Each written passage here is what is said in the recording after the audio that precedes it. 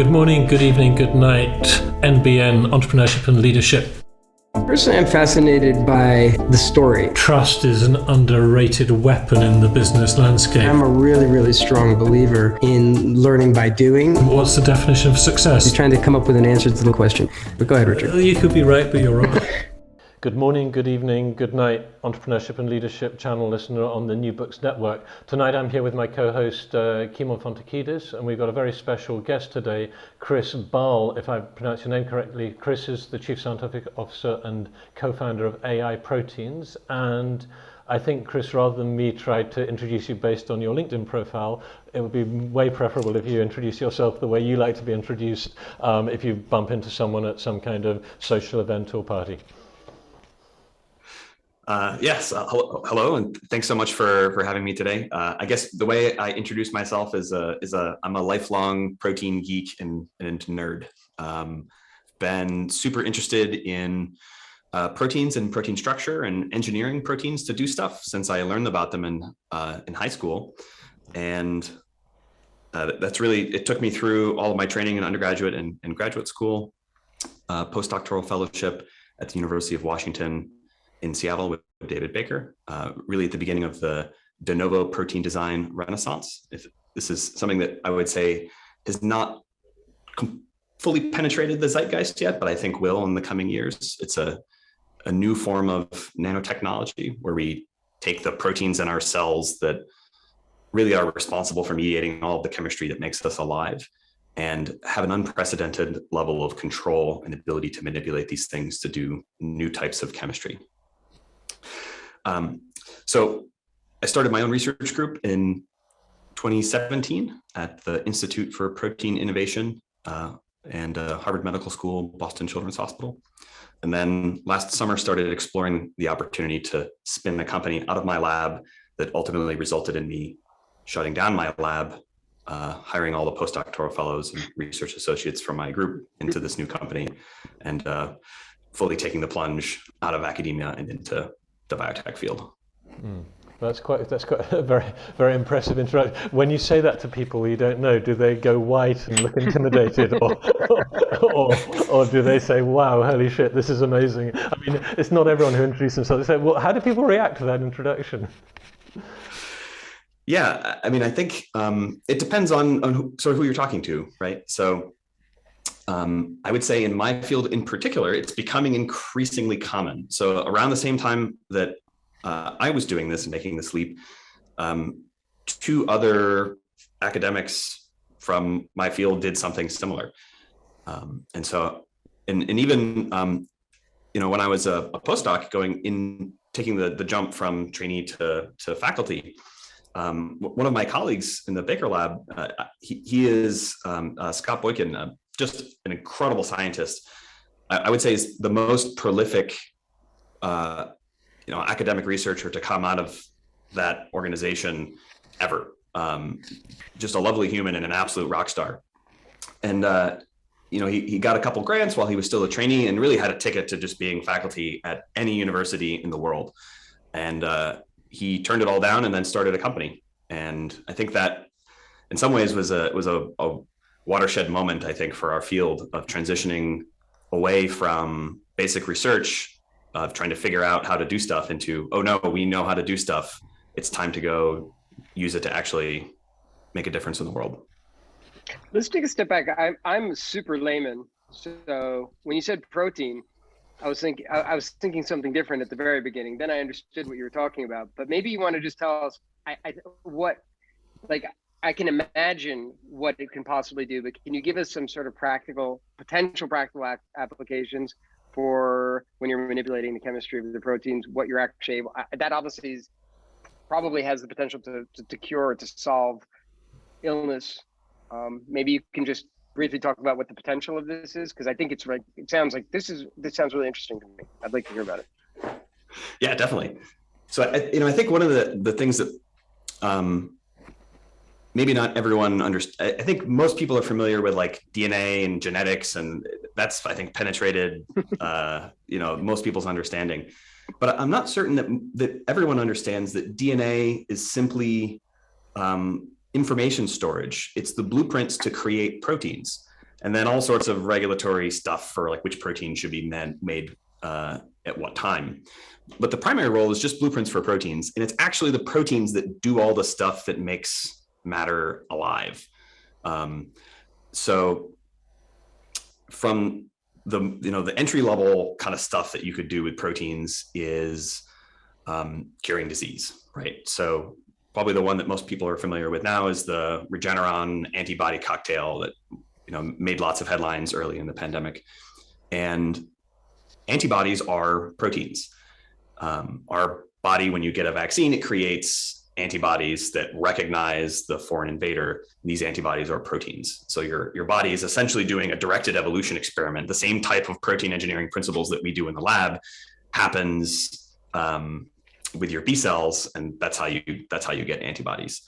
So being able to engineer proteins you can use to cure infectious disease is probably the entry level thing that you can do.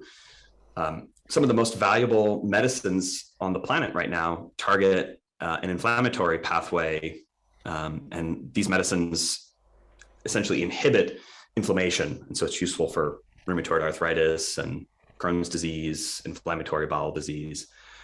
And these medicines, like Humira and Enbrel, are protein medicines that are injected. So these are engineered proteins that are given to humans to cure diseases. When you engineer a protein, and so are there benefits to this apart from getting the result, the response that you're looking for? Are you able to also somehow limit side effect? Is it any way better at limit? Because you should, if you're engineering it, you would imagine that you could somehow engineer out potential side effects as well. Is that part of what you can do? Yeah, because it's always sort of hit or miss. Like I've always felt that like Western or whatever modern medicine has always been like, hey, look at this drug, let's see what it does, and then like it does something, but then it also does something else. Whereas this, where and maybe it has an undesired effect as well. But here in this case, you're actually able to engineer or limit this. So is it? I guess is that a potential benefit of this type of this protein engineering? I guess. Yeah. So when you're thinking about side effects, there's two ways that you can get side effects, right? The first is on-target side effects. So the medicine is supposed to work a particular way, and it does, and that also causes side effects. So for example, if you need to suppress your immune system in order to cure an autoimmune disorder where your immune system is attacking something in your body, you can alleviate symptoms by suppressing the function of the immune system, but you now have a suppressed immune system and you're vulnerable to infection. So the medicine worked exactly like it was supposed to. It's just unfortunate that's that strategy for curing the disease has side effects. So creating smarter protein-based medicines can allow us to manipulate things in the body in such a way that we can come up with better strategies that shouldn't have the same side effects. Okay. And the other way that you get side effects and problems is through off-target toxicity. So your medicine binds to something that it's supposed to cure a disease, and it also binds to something that it's not supposed to. Or when it's processed, like your liver, the role of that organ is to break stuff down and get it out of the body and eliminate it. And sometimes it turns medicine into poison, kind of on accident. And that also causes issues. So, protein-based medicines, protein is like food, right? And all of our cells make protein. It's a material that your body knows how to handle and eliminate. And so you tend to not have as many problems with breaking things down. And with proteins, we can engineer them to bind to like the one thing you need it to bind to and nothing else. And so you have a lot fewer off-target effects of it interacting with something you don't want it to. One more, I know where you're going to go, Richard, in a second, but one more question, because I just want to talk about like the outer space futuristic stuff. So like, and then that'll just be like, and then we can get back, we can dig in. But so what's the future? Like, what is the future? How do you see, what's the potential future of this in terms of like, what is our future going to look like as this technology develops, let's say in the next 10, 20, 30 years? Can you give us just some crazy, like whatever, like forecast or like what, because like I'm sure there's like some really cool stuff that like we'd like to hear. Like what, so can you throw some of that stuff at us, and then we can get back to reality. So I think that's crazy future sci-fi stuff, I think is probably really only 5 to 10 years out for some of this stuff to start coming out. Like what? Like what kind of stuff? Like yeah. like what kind of cures or what kind of like things are we going to be able to do? So I mentioned I think earlier the Novo design revolution, and so I think it's maybe important to dig into that a little bit more. Until about 10 years ago, when a protein engineer was creating a protein, we started with something in nature and we tweaked it and changed it a bit and repurposed it and then used it again. What de novo design means is we're building proteins completely from scratch. From the ground up, they have no evolutionary relation to a protein that has existed before in any organism.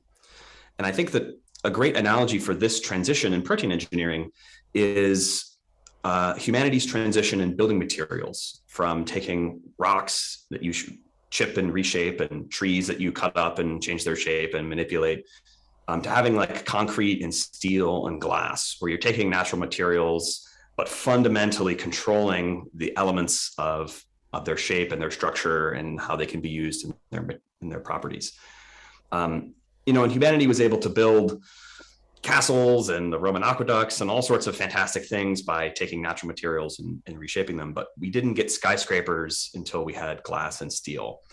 And that's the transition that we're entering into with de novo design, is we're no longer restricted to reshaping the natural materials. We can now fully control their ability, right?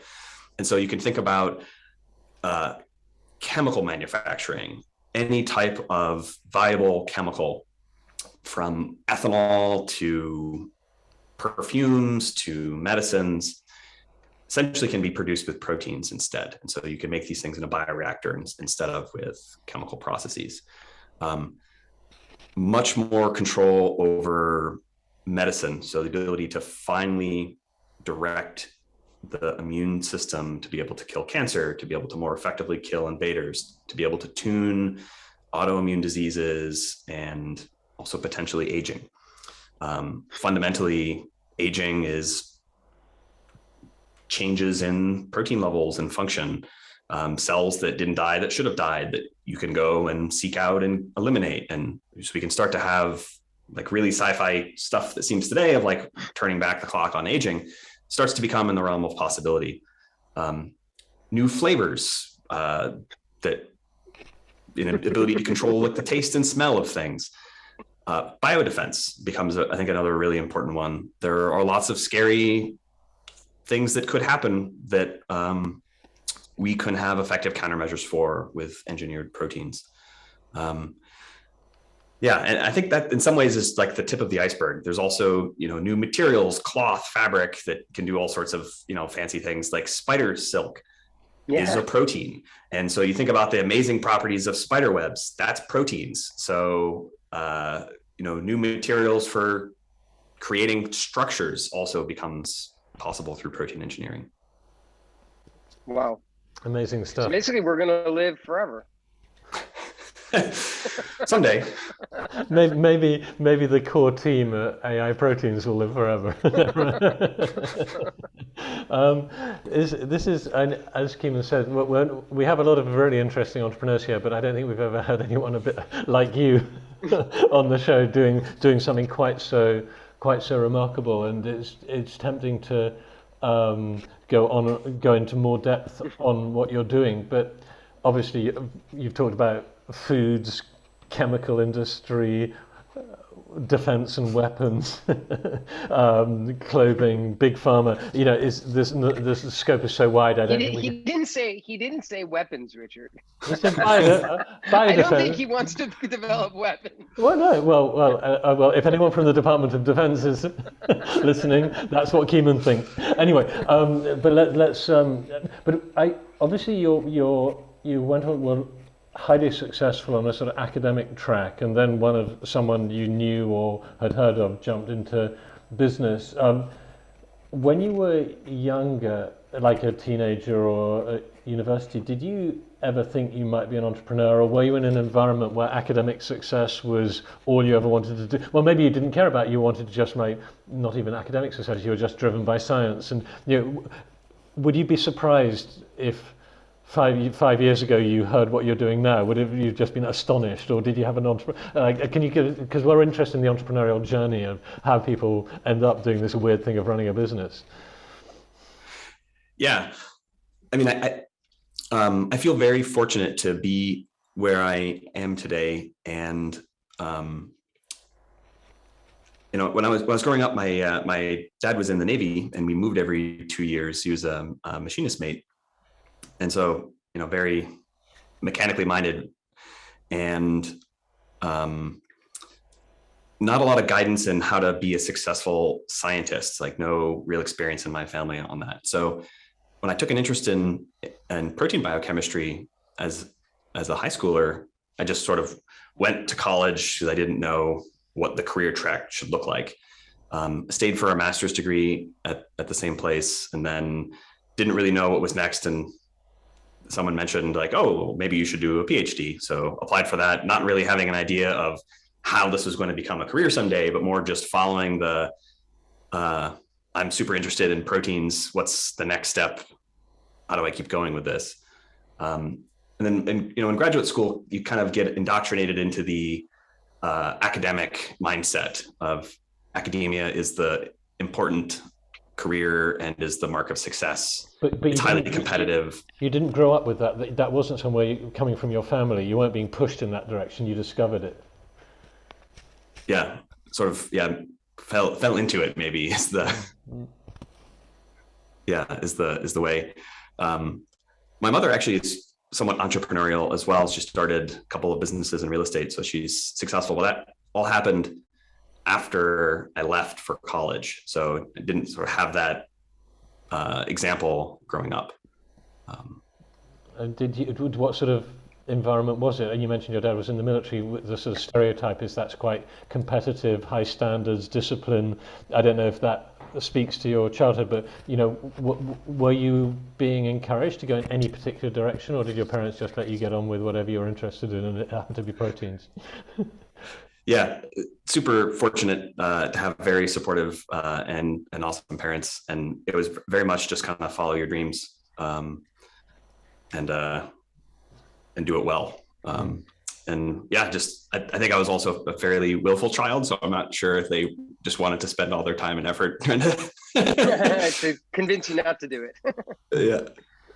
And were you you mentioned high standards, do it well. Were you competitive? Did you would you play sports and like to win, or were you a sort of, did you have siblings and you had to beat them, or, because obviously the thing is you achieved really high standards in the world you chose to go into before you went into business. It wasn't like, so where did that come from?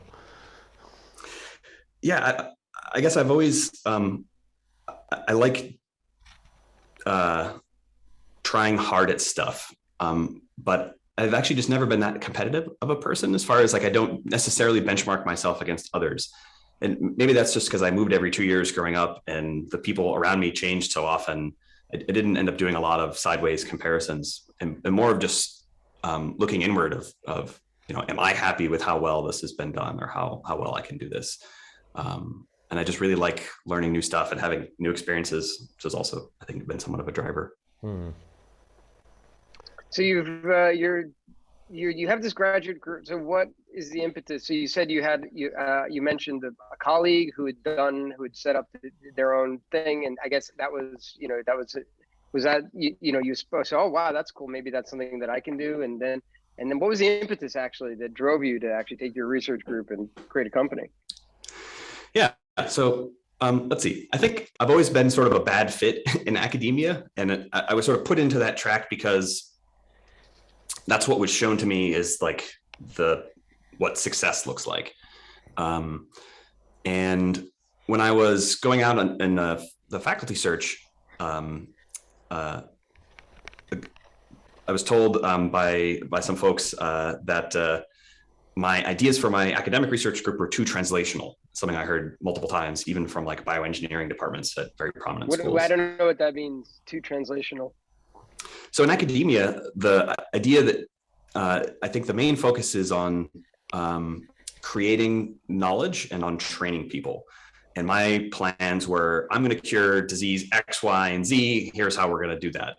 And I didn't understand that that's not what academia is for. Lots of academics write their grants to say, we're going to cure diseases X, Y, and Z by learning about them, not by creating molecules that are going to actually cure them. Sometimes they do that, but that's not really it's not supposed to be the point of academia. So that's they point of biotech. They learn about stuff. They don't do stuff. Yes, I mean, yes. At a very high level, I think that's the main difference between academia and biotech. Yes. Is Okay. Academia's mission is to learn about disease. Biotech's mission is to cure those diseases. That's so cool. But you have to understand how it works, right? Absolutely. It's a highly synergistic process. Yeah, I mean, obviously, you set the company up with all these people that actually, those are the only people that you could set a company up like that with. But anyway, back to the impetus. So, like, what was it? So, like, was there a moment of truth? Like, or I don't know. I guess we'll get to also funding. Did you get funding? What was how did that happen? I mean, like, it's a big deal. I mean, I understand that you saw it as a fit. You're like, okay, this is actually, no, I want to do stuff. I don't want to learn about stuff. So but then how do you get from A to B? I mean, how did you do that? Yeah, so fit is super important, right? And so where I ended up landing is the Institute for Protein Innovation, which is a translational protein engineering institute founded by Tim Springer, who's probably the world's most successful protein engineer, entrepreneur. And that environment was amazing. I learned so much about how to do high throughput protein science, how to take the engineering principles that I had learned in academia and really do real translational science. And Boston in general is very entrepreneurial. I think, the protein engineering space is becoming increasingly entrepreneurial overall, but Boston is there's so much crosstalk between academia and biotech in Boston. The community is so tight knit, and there's just so much collaboration and community between academia and biotech that the wall that I had perceived in my mind started to fall. And it seemed less like biotech is the other and more of just, I have a lot of friends in biotech. A continuation of maybe even, yeah. Yeah, exactly. And so in my research group, we also had a tremendous amount of interest in some of our core technologies from biotech and pharma companies that wanted to do sponsored research agreements. And the administration of my institute was becoming increasingly uncomfortable with the amount of sponsored research we were doing and wanted me to spend more time on grants and kind of, at the end of the day, it's a translational protein engineering institute, but it's still like a nonprofit academic structure. And I found myself more and more interested in the sponsored research and let's go make a drug that's going to cure a disease and impact the lives of patients directly. So initially the idea was to spin a company out of the lab that would take some of the core technologies that were matured, and some of the people would leave and go to that. And then the lab would stay intact and I would stay in academia. And we would sort of split. And when I started talking with VCs, the thing I heard over and over again is the question they would ask me is, well, are you going to join this company? Or are you just going to be another one of those people that, spins it out of your lab? And there was definitely like a little bit of a judginess on the second option of do you really believe in this, or are you going to stay comfortable in academia? And I had never really thought about it like that before, but I realized that no, I really truly believe in this technology with all of my heart. And I know that this has the ability to make a difference in the world. And sort of the additional piece of information that they were asking on top of that, or giving me on top of that, is in signaling that if you go to this, all moves faster. You'll be able to probably raise more money, and you'll have more team. And so I started really thinking about this, and it's also just not impacting my life. It's the lives of all the trainees that were in my lab at the time. And so it's really important that it's a group decision. It's not about me, it's about everyone. So I started having one-on-one conversations where just, what do you think? We could all jump ship together and do this biotech thing. And all of us, we keep the team intact, or we could kind of fracture. Some people go do the biotech thing, some people stay in academia. And I thought it was going to be kind of a mixed bag. What I was not anticipating was that sort of the unanimous answer was, this biotech thing sounds awesome, especially if we can all go do it together. And so that ended up being what happened. I kind of felt after talking with the team members, I had a mandate to go and do it.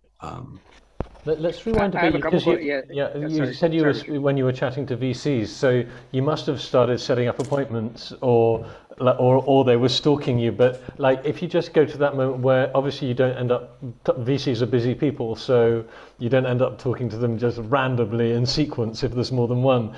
So how did you start making appointments? So can you just dig into the process where that you had never spoken to one, and then you spoke to one, or how did you actually get to the point where you're talking to VCs about a possible business?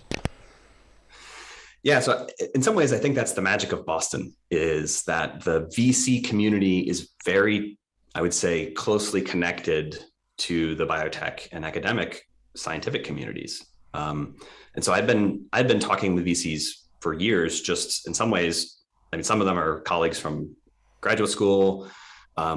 Others I just sort of met through networking, and the VCs are always very nice and very friendly, and they always want to know what's going on, because they want to, fingers on the pulse of the next, core pieces of technology. And the VC community here is also very lovely and well interconnected.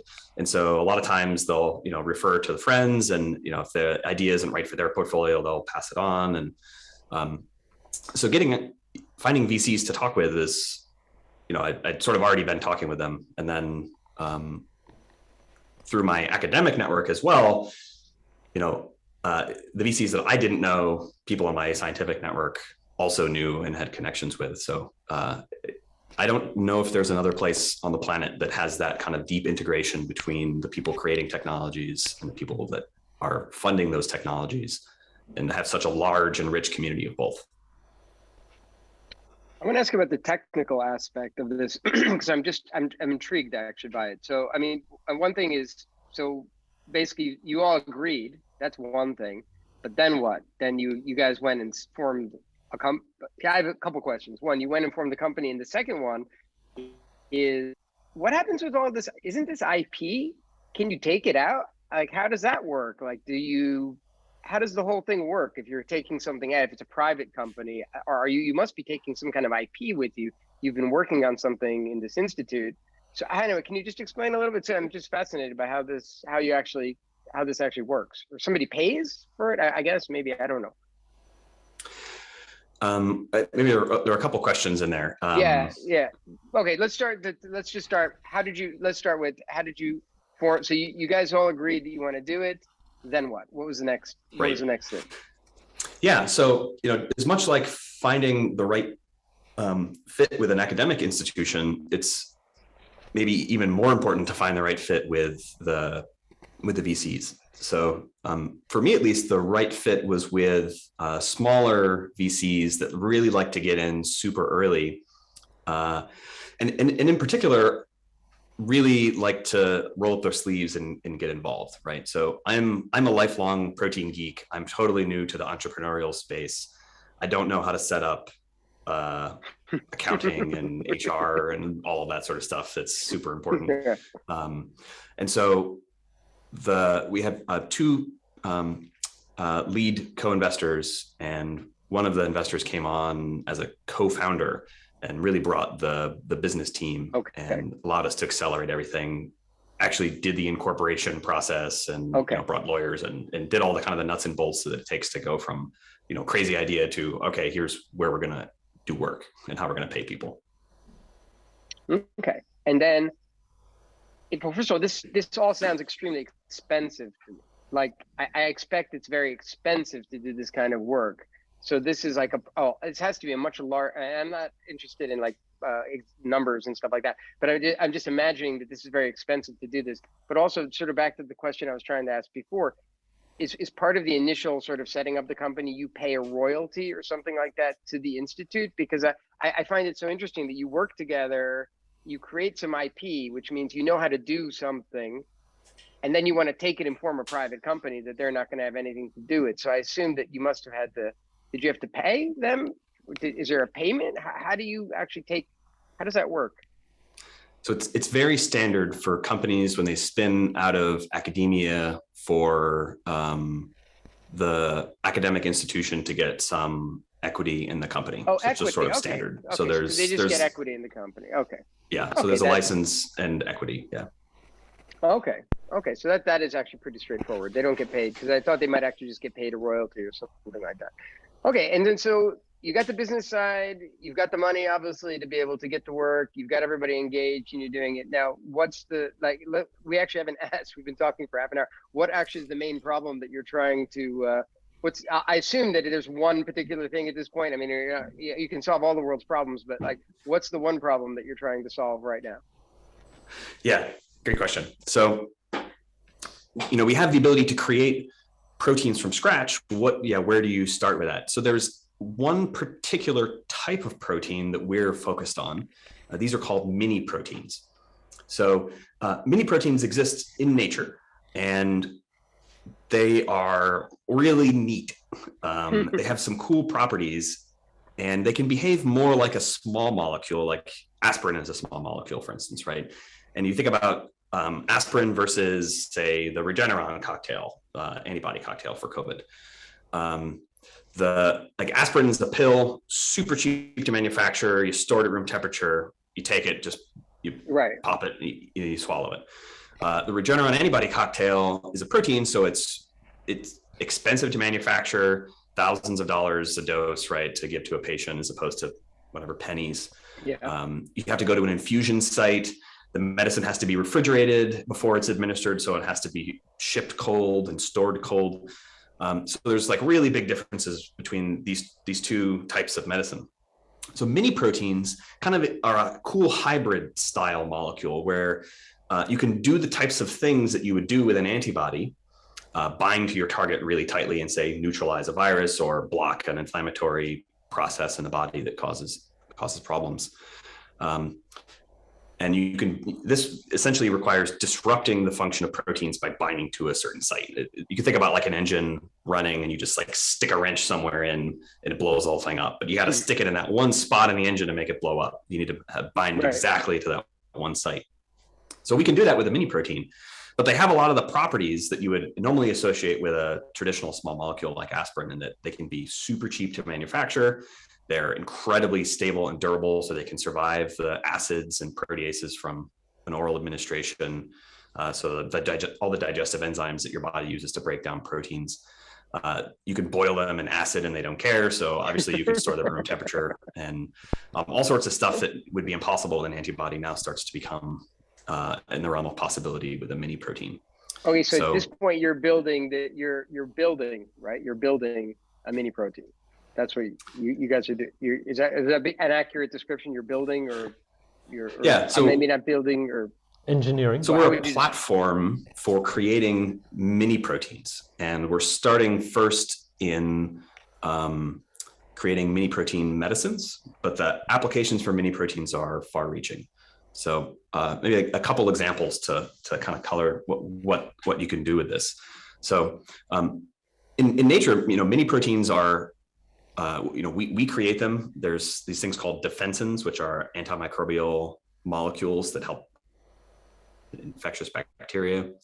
But maybe the cooler places you find them in nature are in venom. So scorpions, and there's these venomous cone snails that inject mini proteins into fish and then to paralyze them so they can eat them.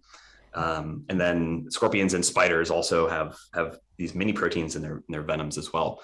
So these molecules can do remarkable stuff, but they're really hard to repurpose and re-engineer as well. So the structure, once it's formed, is really, really stable, but it's really brittle to engineering. So if you start trying to muck around with it to make it do something other than what the scorpion intended, you basically just break the molecule and it becomes useless. So that's where our de novo engineering comes in, is we can shape the molecule in its entirety and make it do whatever we want it to do. And this is, I would say, the foundational breakthrough that the company is based on is that we can kind of create these for whatever challenge we need to solve. But the natural ones can also do some cool stuff. And there's a couple examples of commercial products that are based on natural mini proteins. One of them is a component of scorpion venom. It's called chlorotoxin. It's a bit of a misnomer because the protein itself it's not toxic to humans. But one thing it does do that's really interesting is it happens to bind to cancer cells.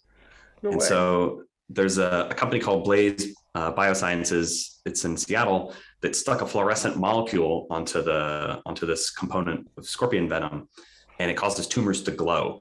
And so when a surgeon is in removing a tumor from a patient, the margins are really important, right? Particularly in like brain tumors like glioma, where you really want to make sure you're getting all the cancer. You really don't want to take tissue out that is not cancer. And when you have a patient's skull open, sending tissue samples down to pathology to look at the margins those are precious seconds. Yeah. So that's a really cool thing. Limitation of that is that this thing happens to bind in the liver as well, which is not great. You can't like stick poison on it and use it to bring poison to the cancer. So I think also highlights the limitations of the natural molecules, the need to really have better control over what they do.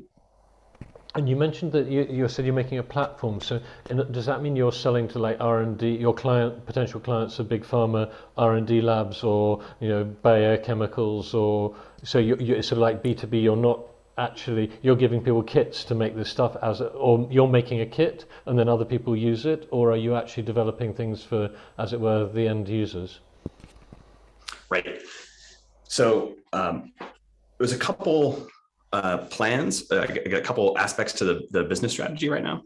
The first one is certainly to partner with other companies that have a challenge, right? Like we want to cure disease X, a mini protein that did, bound to target X would enable us to cure this disease. And so we can go create that molecule and then in collaboration with the partner, sometimes plugging it into the partner's technology. One of the things I didn't mention is that mini proteins are very versatile, and when we create them from scratch, we can also make them play nicely with other technologies. So you could start to use these as a targeting agent, or fused to some other type of or piece of technology. But so the partnership strategy is certainly a big element of it. But we also have internal programs where we're developing our own right now medicines, and the idea is probably to bring them and then license them out once they show that they work, or potentially to spin companies out that would go and further commercialize those. But the main emphasis is keeping the platform intact. We think this is a font of new medicines and ultimately other molecules in other areas like ag or biodefense. And we want to make sure that the platform continues to produce these molecules. So a really interesting business challenge is that this is incredibly exciting, but it might be quite hard to be invoicing people and getting people to pay you. And I just wondered, like, when you kicked off, did you have like a runway, or like you knew that you had enough money for 2 years given your headcount or whatever? And what was have you managed to get anyone paying, or because it's Boston, they're still hurling money at you and you don't have to worry about revenue yet? Because how many months or years have you been in business since the day of incorporation? Yeah, so we've been running operations. We started November 1st of 2021, so we're getting close to 10 months now. Mm-hmm. And very fortunate to have really amazing and committed investors. And then it's also, Boston is a great place, not just for the VC community, but also just the biotech community in general. So partnerships can often bring in upfront revenue. But how, I guess Richard's question is, do you have any paying clients, or how or again, this is not something that you can't answer. I don't want to ask anything like whatever confidential, but or like, what's the plan for like, because I can imagine honestly being in this sort of incubator stage for a long time, because there's a lot of work probably to do before you can start rolling things out, I suspect, but I don't know. That's why the runway, is there a longer period of time before you actually do need to start, or how does that work? Or do you need to bring it in like where, we need to start paying for this fast? Right. Yeah. Yeah. So I guess without going into too many details, I can say that we have a fairly comfortable runway at the moment. And we want to make sure that we're able to realize the full value of the platform, the full potential that they're able to achieve. And so if you sell early, you sell cheap. So it's important to get a few early wins that essentially we could do at a discount in order to show that our technology really works, that it's safe, that the molecules are not harmful to animals, that they are able to function and cure the disease as designed. But you don't want to do too many of those too early and kind of at a discount, because you could have some really valuable products early on that. I have to ask another layman's question back to the actual mini proteins themselves. Every time, so let's say because imagine that you have somebody that says, hey, I want to buy this, I want to solve this problem. You're not just creating like mini proteins that they can then take and somehow repurpose. You actually have fit for purpose. You are making them fit for purpose for this particular case. Is that okay? Because I just wanted to clarify that.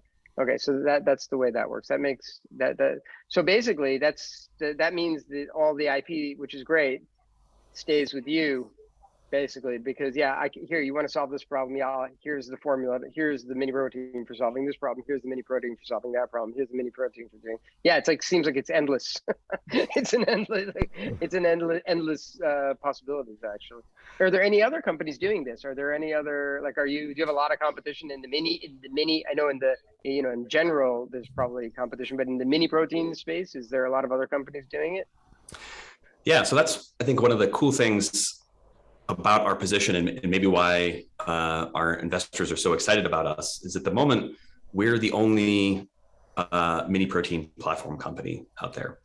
So there are a couple of proteins that are a couple of companies commercializing natural mini proteins. So I mentioned Blaze Bioscience in Seattle has their molecule they call tumor paint that makes tumors glow. Yeah.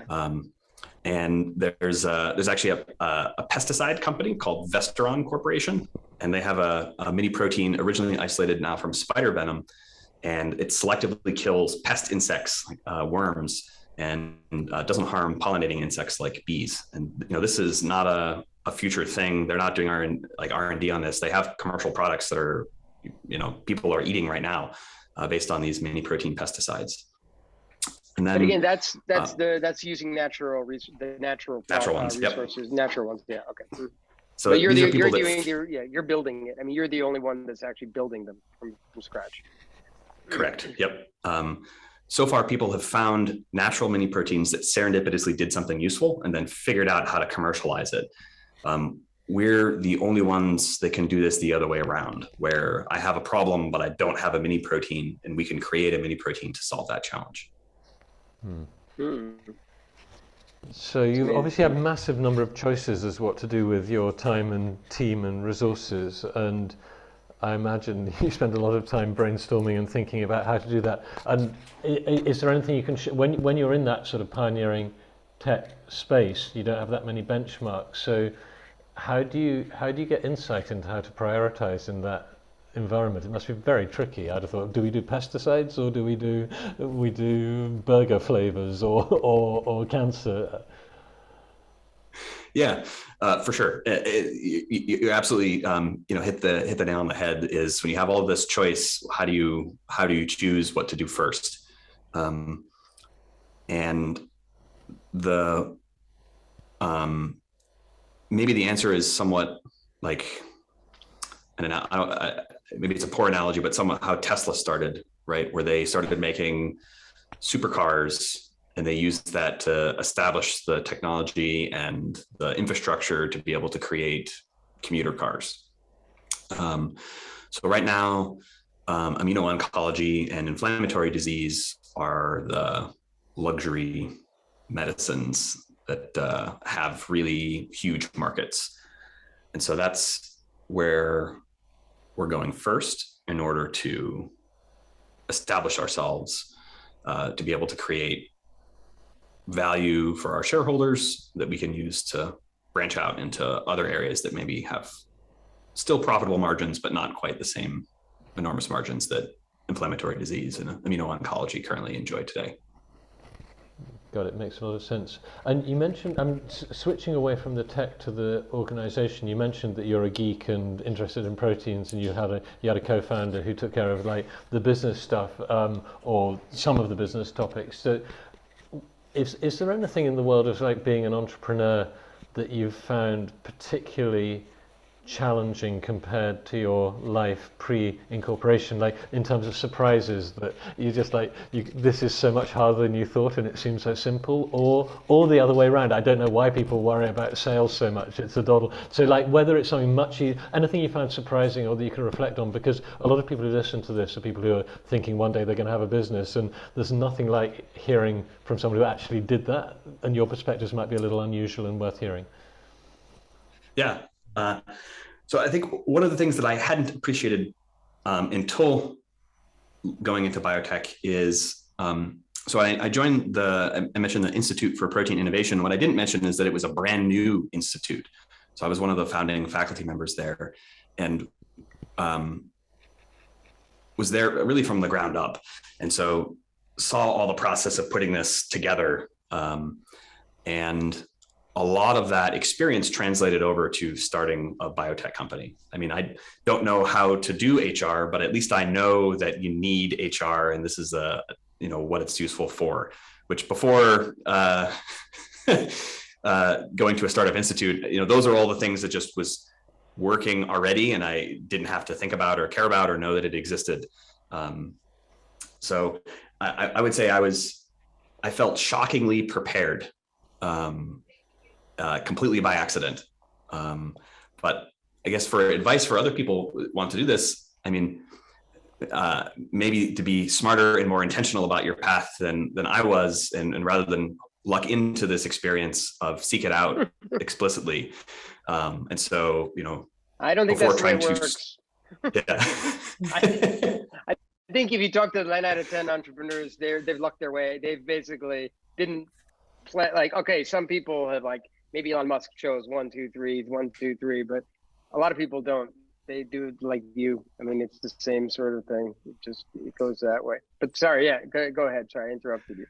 No. I mean, one of the things that I also, I know I keep saying how awesome Boston is, and I'm sure there are other communities that are like this as well. But I think in general, the entrepreneurial community is very welcoming and encouraging, and so it's easy to get a lot of advice from very smart people. Everyone is just genuinely helpful and wants to see and is willing to share their advice and experience. And I benefited enormously from just talking with people who had, learned hard lessons the hard way and were willing to share that with me so I could learn different hard lessons the hard way.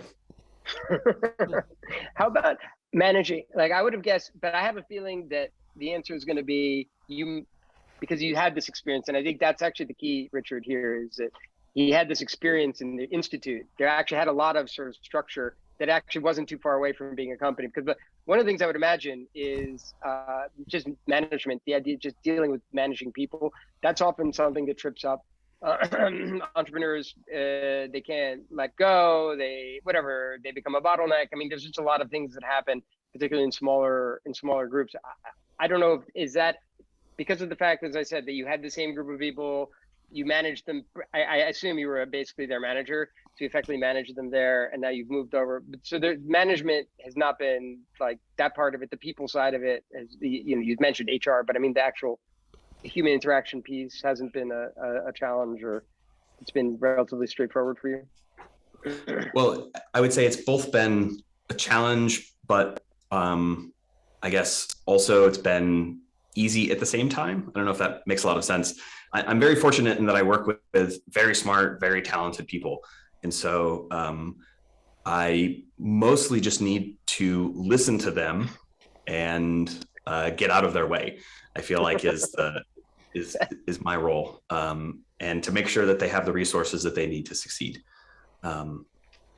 So it's been, that part has been very fun. So anytime there's a big challenge coming up, like, we did transition from academia, where the group was mostly postdoctoral fellows, with a very, very flat hierarchy, very egalitarian.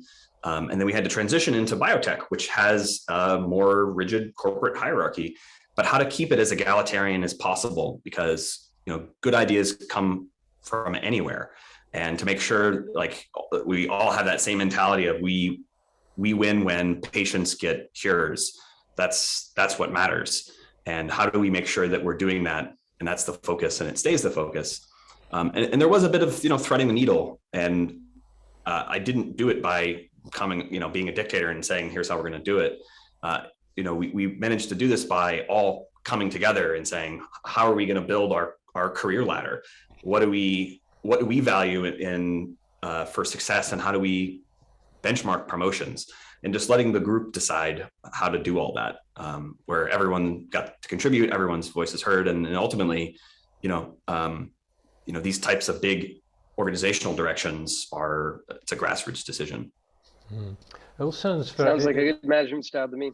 Yeah, and one thing you mentioned, I think I either inferred it or you said it explicitly, that you don't have an ego issue, that quite often very talented people, entrepreneurs, have a very high opinion of themselves, and therefore become quite hard for talented people to work for, because the smartest guy in the room is the CEO and founder, because he's usually a guy, he's just totally convinced that he's the bee's knees, or whatever the right expression is these days. And it sounds to me like you didn't actually, it's not so much about you, Chris, is it? It's about the project, and you, provided the outcomes are good, your name doesn't have to be splashed on the front page of Fortune magazine or whatever.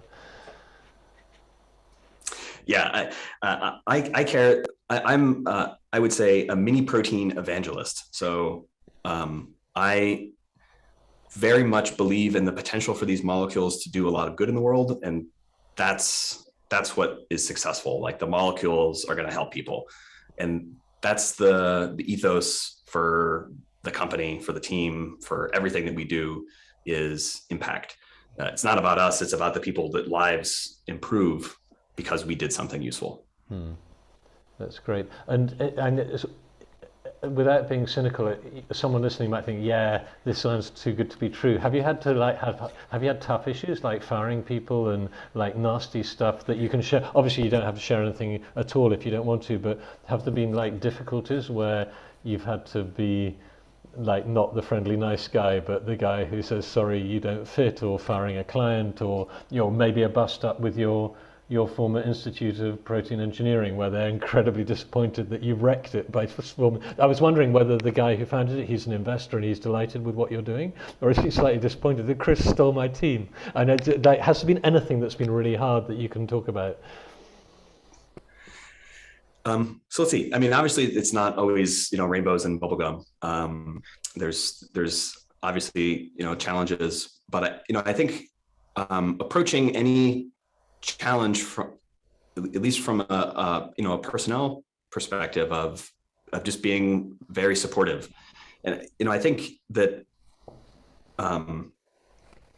we can always be well aligned even if there is a problem, and that and I think this is maybe somewhat of an academic mentality that I've carried with me of, in academia, it's very important the trainee's success is the mentor's success. And I think that's true. It should be true everywhere at all times. Unfortunately, I think it's not always the case. But I really always have that in mind. And, if someone's not a good fit, they're not going to be successful here, I still want them to be successful, even if it's not with us. And their success later in life is still like they can't take it back, right? I mean, they worked with us. There's no way around that ever. So we're always on their CV, and they will always be in some ways tied to us and representing us. And so I want them to do as well as they possibly can in their life. And if that's like truly and honestly at the front of your mind in all of these interactions, it becomes much easier because you're still their ally, even if things aren't working out. And yeah, the Institute was incredibly supportive of us spinning out. I'm very grateful to my academic colleagues in that regard. The Institute, one of the kind of the founding tenets and the mission of the Institute is to support entrepreneurship in the protein sciences. And so I think they were very excited to have the first successful, company that, helps to, I guess, achieve that part of the mission. We're sort of starting to run out of time. I don't want, what I would like to, I have to go back to can we go back just a little bit to where are you going to be? Where is this? Okay, we talked a little about the futuristic, we're all going to live forever, but let's talk a little bit about your company. Sorry, what's the name of your company? I don't know if you told us in this whole time. It's kind of important. Oh, yeah. Yes. The name of the company is AI Proteins. Oh, AI Proteins. Okay, maybe we did hear it at the beginning. AI Proteins. And so where, can you give us some grandiose future vision of where AI Proteins can be? Because I assume this is perfect world. This is a perfect fit for you. You're loving the work, whatever. Money's not an issue. You can do the projects you want to do. It all goes perfectly according to plan and continues to grow and grow and grow. Where is this thing in 5, 10, 20, where is this thing? Where can this thing go? And what are you doing? And what kind of things are you doing? Let's have a little bit of dream at the end, dream at the end of this. Yeah, for sure. This is super fun and definitely, something I also think a lot about. So, the first and most important thing, obviously, is to realize the potential of mini proteins. So right now we're in the therapeutic space, but I would love to branch out into other areas that we mentioned earlier, agriculture and flavorings. And mini proteins can do all sorts of stuff. But the name of the company is AI Proteins, not AI Mini Proteins. So the technologies that we're developing and using for mini protein engineering are not restricted to mini proteins alone. There are certainly things that we're tailoring, but as much as possible, we're creating a general platform for protein design and engineering with the grand vision of being able to apply these technologies to other types of proteins in the future. And so this means enzymes, structural proteins, you name it. Proteins mediate all of the chemistry of life. And so if you can create proteins, you can do any chemistry that anything that's alive can do. And you can do a lot more than that as well. Can you create humans? Well, I can't because I don't have a uterus, but I do know that there's probably about 50% of the population on the earth right now can do that. I'm just wondering, what can you actually build with? You said, it sounds like it's a limitless. It almost sounds limitless when I hear you describe it. That's why I want to just do something crazy there. You just you can basically do you can create anything. So it sounds like. So if you really want to go far out, let's go there together. Right now we're focused on disease, right? Yeah. And we want to cure disease because obviously human suffering is horrible and it's right up front and center. Where do you go once disease is mostly under control? It's not like all of this biotech just goes away. I would cure disease, done, right? Obviously, people are not going to be satisfied with just being healthy. We want to be enhanced, right? You want to live longer. You want to live healthier. You want to be stronger. You want to all sorts of stuff, right? And so I think that we're going to increasingly see a pivot of the entire field of biotechnology as disease starts to get more and more under control, moving towards enhancement. And this is paired with advancements in DNA printing and DNA synthesis technologies that are going to make it increasingly possible to do gene editing in humans. Right now, most people are very uncomfortable with this, but things change fast. Yeah, I'm totally comfortable. What does that again? I'm not deep into this, so I don't know. I'm not in that sci-fi space. So I'm kind of curious. What is that? So talk to the layman here. What can I do with gene editing and this kind of stuff?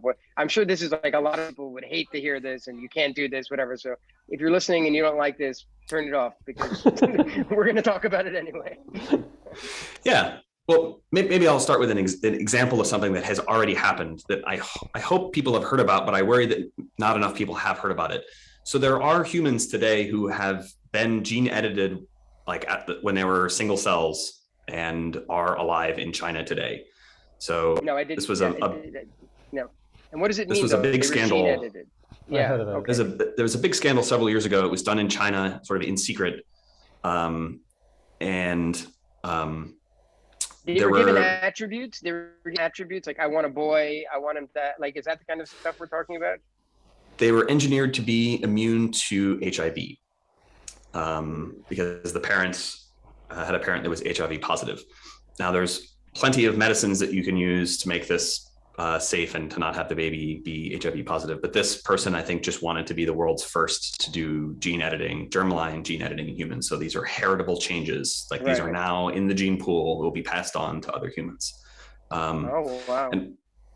And so this sort of happened in secret, but that's the way that they made these immune to HIV also created vulnerabilities to other infections because it wasn't done in a very good way. And they also potentially have changes in other parts of their genome that was unintentional that could have health consequences later. But that's sort of, I would say, the tip of the iceberg is instead of trying to cure disease after you get it with a therapy, you can edit the genome and add stuff in or take stuff out to just make people immune or invulnerable to these types of disease. So we're basically talking Superman, because let's go beyond. We fix all that stuff, and then when you say enhancements, we're getting the best eyes, the best vision, the best smell, the strongest muscle. Is that where?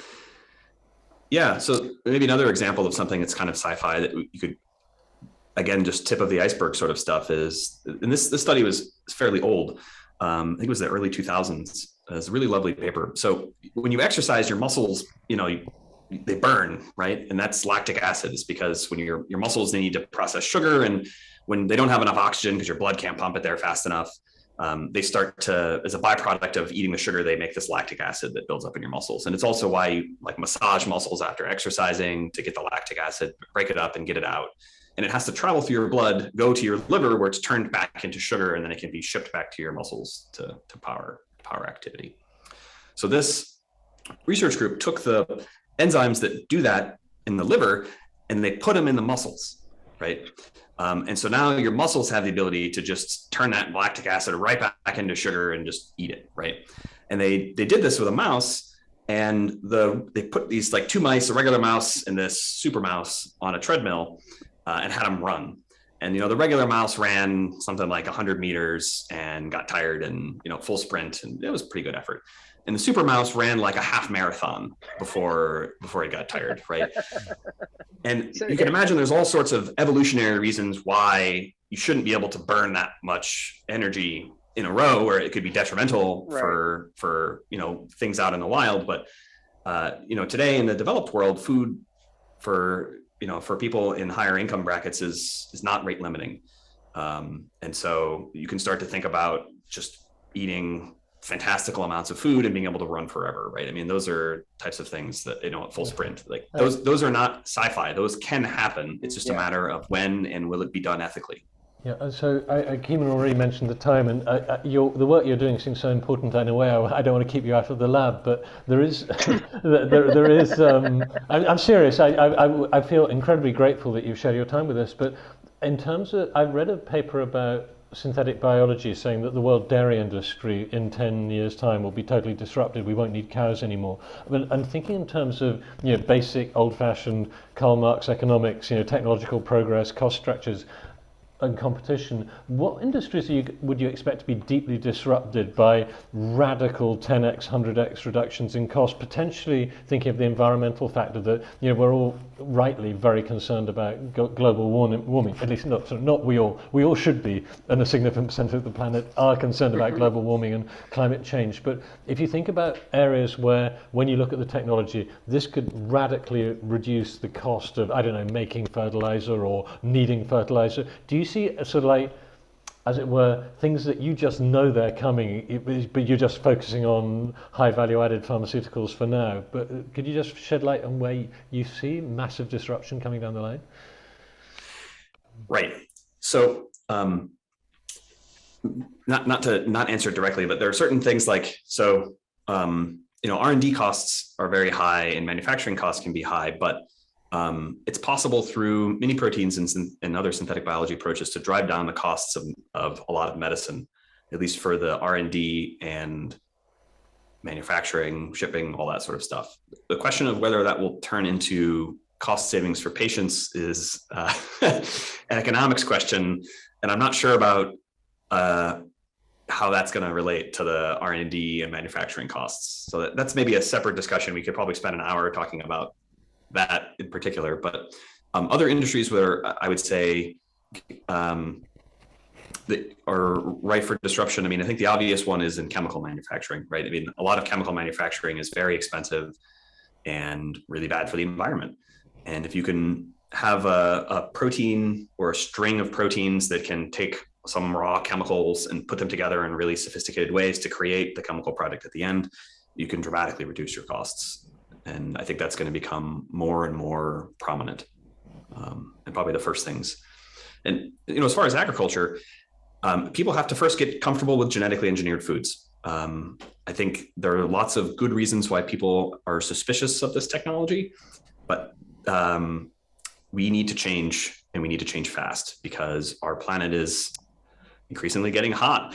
And if we want to be able to have reliable crops that can survive extended heat waves and droughts and still have high yields and save us from destroying the environment of dumping massive amounts of fertilizer into the ground and requiring all sorts of horrible pesticides that are killing all the pollinating insects and having other horrible side effects, you can basically fix all that by just engineering the plants, putting new proteins in it that protect them from heat and change their ability to withstand drought, and put extra processes in them so they can kind of create their own fertilizer and then make them resistant to pests. We can do all that stuff, but people then have to want to eat that food afterwards. And unfortunately, they may not have a choice. This may be the only crops that we can actually, sustainably grow in the future if we don't dramatically change, how seriously we're taking the climate change. Amazing. Well, Awesome. is there anything else you'd like to? I mean, I think this has been an unusual podcast for Kim and myself in terms of the breadth and importance of your vision. But is there anything else you haven't had a chance to say you'd like to share before we wrap? Maybe just I'll start on a positive note. I mean, we face a lot of challenges today, disease and climate change, just to name a couple. But there are so many smart people with so many different really cool technologies that are all working right now to make the world better. And so I'm very optimistic about the future. I know it's easy to be pessimistic right now, but I do think things are going to get a lot better for a lot more people on the planet today. And I think that's going to be thanks to the efforts of a lot of engineers who are creating technologies that are going to be transformative. Amazing. Well, that was awesome, Chris. Thank you so much for your time. I think I echo Richard's comment. We don't want to. We feel like every moment we're keeping you on this podcast is a moment that we're doing a detriment. That hopefully the message will go out, and I think the end was particularly good. I think the positive message at the end was an awesome way actually to wrap it up.